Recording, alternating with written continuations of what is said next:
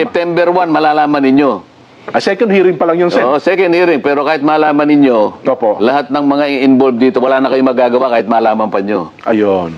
Pero ngayon, hindi ko muna sasabihin. Bagamat sila... Meron akong pamamaraan at hindi ko muna sasabihin sa inyo. Ayun pala. Oho. Bakit?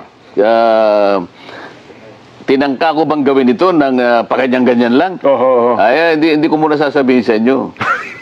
Kasi nasanay sila, Sen, na, di ba? Pag ganyan, ginagawang series yung hearing. Ay, hindi ako ganun. Ayun, oho. Mga sumusubaybay sa atin. Opo. Kahit na yung galit sa atin, sa akin, halimbawa. Ayan, oo, totoo, Sen. Hindi man lang niya nakuhang kwentahin kasi.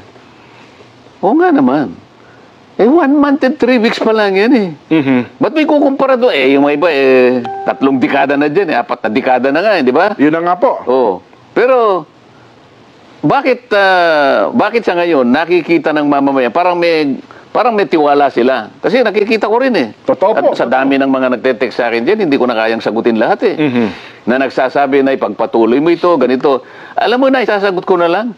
Yung lalagyan ko na lang ng puso eh. Hindi ko kayang sagutin lahat eh. Opo. Ano ba yung heart? Di ba may heart? Heart, emoticons, tawag doon. Anong tawag ron? Emoticons. Minsan naman merong isang parang nagtatawa siya. Ayoko naman gamitin yung baka akala niya pinagtatawanan ko yung ano niya. Kaya yung heart na lang. Opo. Sa dami kasi, so heart na heart. Ganun na lang. Baka pati galit sa inyo, na-heart yun na rin, Sen. Hindi na napapansin siguro sa dami niyan. Ay, hindi yung mga galit naman sa akin. Hindi naman sila sa akin. Nakikita ko lang sa social media.